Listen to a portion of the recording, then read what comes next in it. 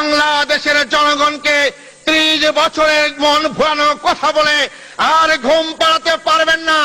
জনগণ জেগে উঠেছে, জনগণ পরিবর্তন চায়, জনগণ দেশকে আজকে নতুন শতাব্দীর এই দিনে তাদেরকে আজকে ভাগ্য করতে চায়।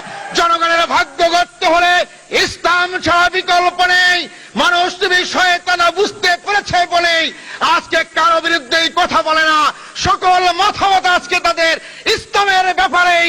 আজকে তাই আমাদের আত্মতৃপ্তি হয়েছে, আমরা সঠিক পথে রয়েছি, সঠিক আদর্শই গ্রহণ করেছি।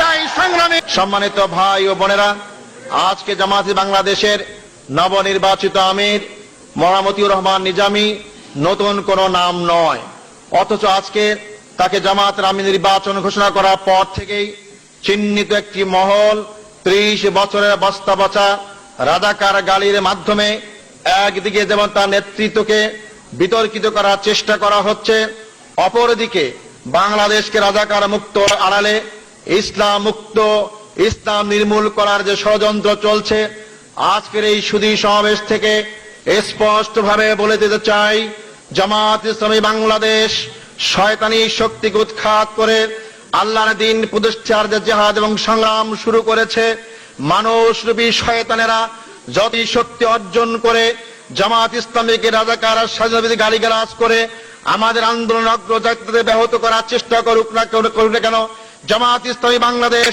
বাংলাদেশের জনগণকে সাথে নিয়ে সকল ষড়যন্ত্রকে বানচাল করবে ইনশাআল্লাহ।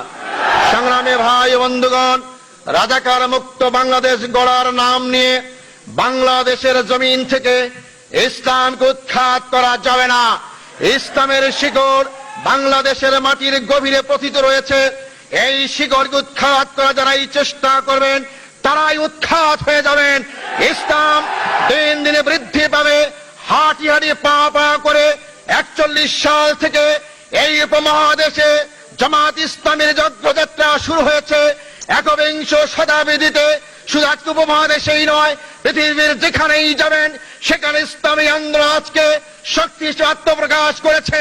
আমার দৃঢ় বিশ্বাস হয়েছে চলমান একবিংশ শতাব্দী আবেগের বশবর্তী হয়ে নয়, বাস্তবতার কারণেই পৃথিবীর দেশে দেশে ইসলাম একটি বিজয়ী শক্তি হিসাবে আত্মপ্রকাশ করবে ইনশাআল্লাহ। কোন শক্তি নাই তাদের উৎখাত করার জন্য। আজকের এই সুযোগ থেকে এই অঙ্গীকার ব্যক্ত করতে চাই, বাংলাদেশের জনগণকে যদি বাঁচতে হয়, আজকে বাংলাদেশের জনগণের সামনে রাজাকার কোন সমস্যা নয়, স্বাধীনতার পক্ষ বিপক্ষ সমস্যা নয়। বাংলাদেশের সমস্যা কুশিক্ষা, অশিক্ষা, আজকে বেকারত্ব, জুলুম, নির্যাতন, হত্যা, ধর্ষণ। আর এর জন্যই দায়ী যারা এই দেশ শাসন করেছেন, এর জন্যই দায়ী মানুষরূপী শয়তান যারা দেশকে শাসন শোষণ করে অর্থের পাহাড় করেছেন। এর জন্যই দায়ী তারাই যারা মানব রচিত মতবাদের ভিত্তিতে দেশ এবং জাতিকে শাসন করেছেন। অতএব তাদের এই অপকর্ম ঢাকার জন্য, তাদের এই ব্যর্থতা ঢাকার জন্য আজকে তারা রাজাকার নামে ইসলামী আন্দোলনের উত্থিত আন্দোলনকে যারা আজকে ভয় পেয়ে জনগণের কাছে তাদেরকে হেয় করার চেষ্টা করছেন, আমরা স্পষ্ট বলে চাই, বাংলাদেশের জনগণকে 30 বছরের মন ভুলানো কথা বলে আর ঘুম পাড়াতে পারবেন না।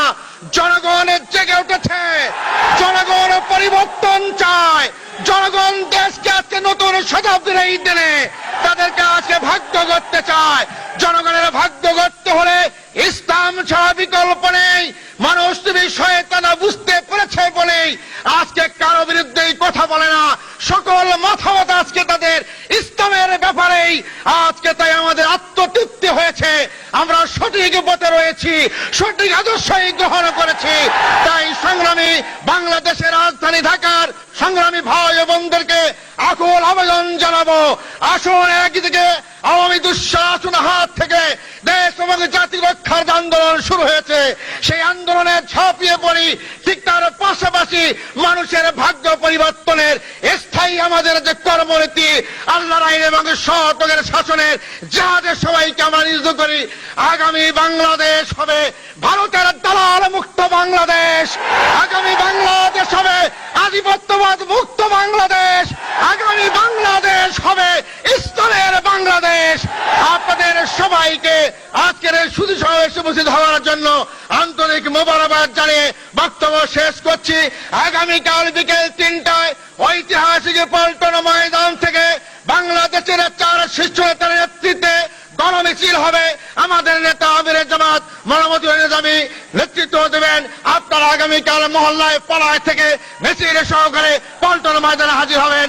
আসসালামু আলাইকুম রহমতুল্লাহ।